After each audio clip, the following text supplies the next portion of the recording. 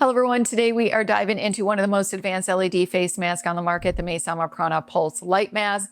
We are busting 3 big myths about this mask and clearing up the confusion on how pulse light is actually better than regular continuous light therapy, why its 850 nanometers wavelength is more effective than the common 830 nanometers, and newer research actually backs this up, and why the infrared light in the Maysama mask makes it better red light therapy mask.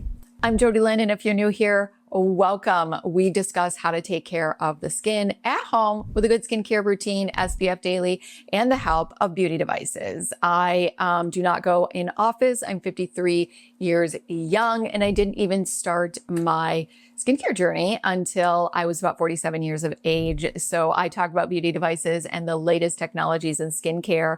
If you are new to skincare, please check out my playlist for beginners in the description box. It has everything that you need to know about how to get started on your at-home skincare journey. If that is your thing, please subscribe. I'd love to have you.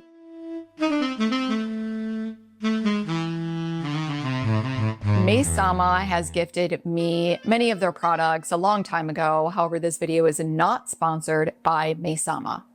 Let's talk about myth number 1. Pulse light is no better than regular continuous wave light.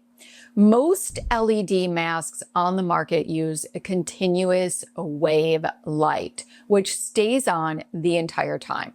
But the Maysama, their products, when we're talking about red light therapy, uses pulsed light, which rapidly turns on and off thousands of times per second. So why does that even matter?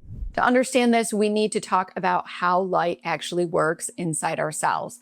Traditionally, scientists believe that the main target of red and near infrared light was an enzyme inside your mitochondria called cytochrome C oxidase, or otherwise known as CCO.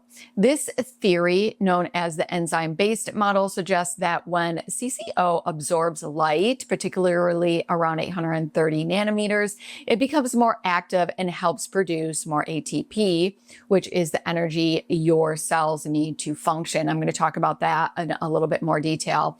But according to this older model, it didn't really matter whether the light was pulsed or continuous, as long as enough light was absorbed by that enzyme. But more recent research challenges that idea, and that brings us to the newer model. The updated theory suggests that interfacial water, the structural water surrounding the mitochondria, may be the real photoreceptor. This water absorbs near infrared light, changes viscosity, and in doing so, allows the ATP producing enzymes inside your mitochondria to work faster and more efficiently.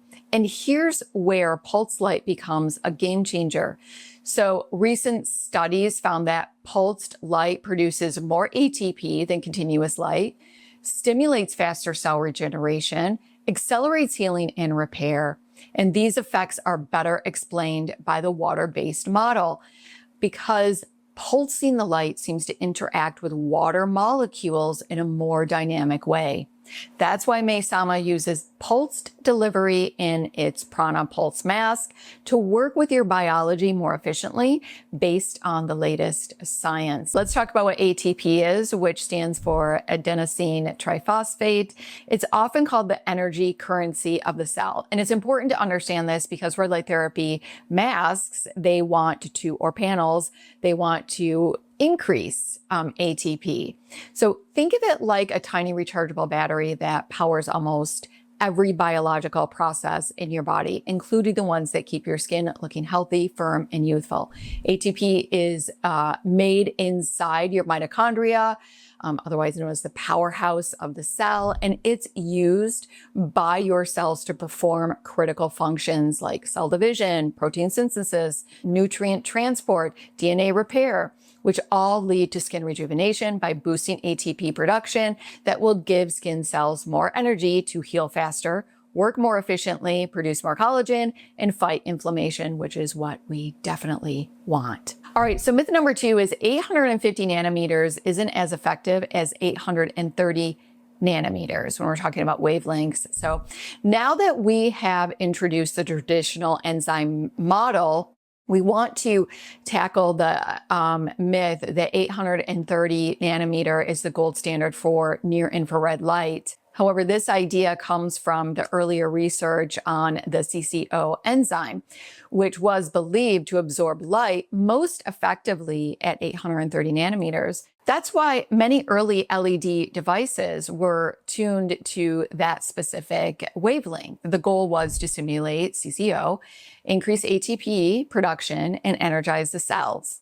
But as we mentioned in myth number 1, newer research, especially by Dr. Andre Sommer, points to a different mechanism.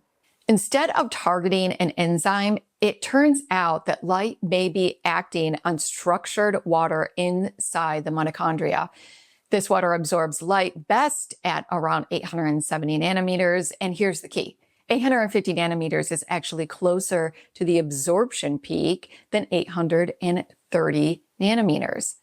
That means if water is the true photoreceptor, as the newer model suggests, 850 nanometers may be more effective at enhancing ATP production and driving skin rejuvenation. So Maysama's choice to use 850 nanometers isn't arbitrary. It reflects a shift in understanding from the older enzyme-focused model to a more holistic water-based biological model. Also, I want to share with you some additional information that's really important, and it's a big misconception that you need one perfect wavelength in order for an effective skin rejuvenation, treatment, but that just isn't true. Unlike lasers, and so I know you guys are going to ask me about JOVS laser mask, we're not talking about laser technology. We're actually talking about LED light. An LED light is non-coherent, which means a device labeled as 830 or 850 nanometers actually emits a range of wavelengths, usually plus or minus 10 nanometers. So the light is more dispersed like this rather than very precise like laser, which again is a different technology. Clinical studies using 810, 830, and 850 have shown comparable results in most skin and healing application. What matters more than precision is depth of penetration, targeting biological mechanisms, using well-designed delivery systems like pulse light, and combining red and near infrared. I wouldn't focus so much on a perfect wavelength, but rather how is the device engineered to do what it is supposed to do? All right, myth number 3, the 850 nanometer infrared light isn't needed in a red light therapy mask. Red light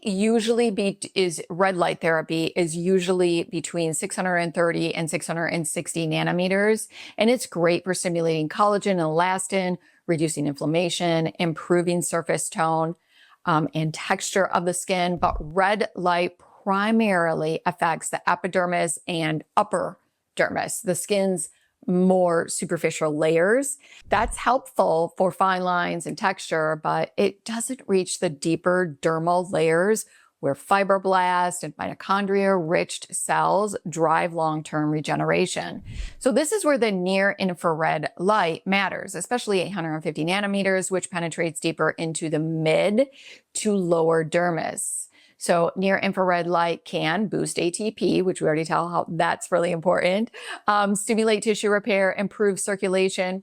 So while red light is effective, combining it with near infrared gives you more complete results, both at the surface and deep within the skin.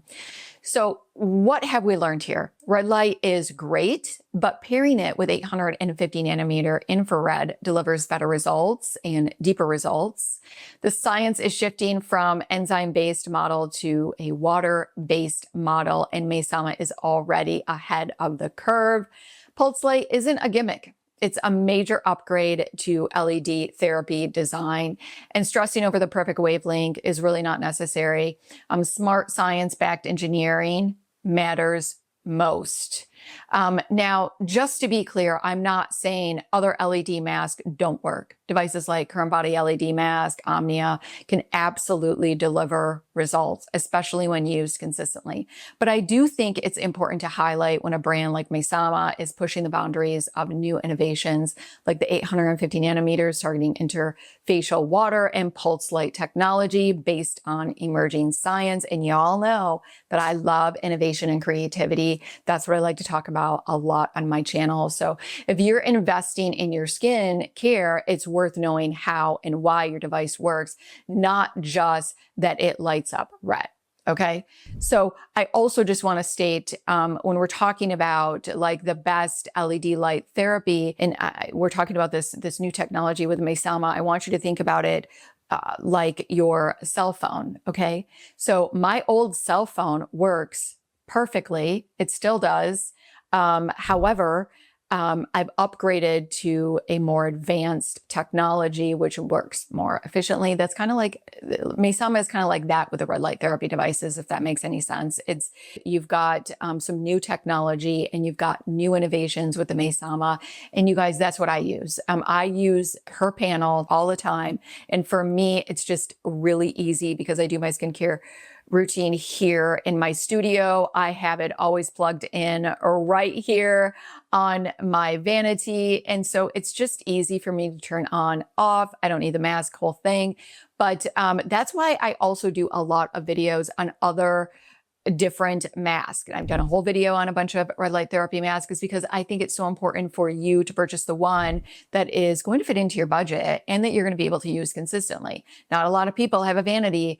They kind of do it in their skincare in the bathroom. So they would prefer a mask and, those sorts of things. And that's why I do all of the research and I give you lots of options so that you can find the one that you can be consistent with. Let me know if you have any questions about this technology. I usually am really good at getting back to you. So if you like this video, go ahead and give it a like. Make sure you subscribe, hit this notification bell so you do not miss my upcoming videos. Until next time.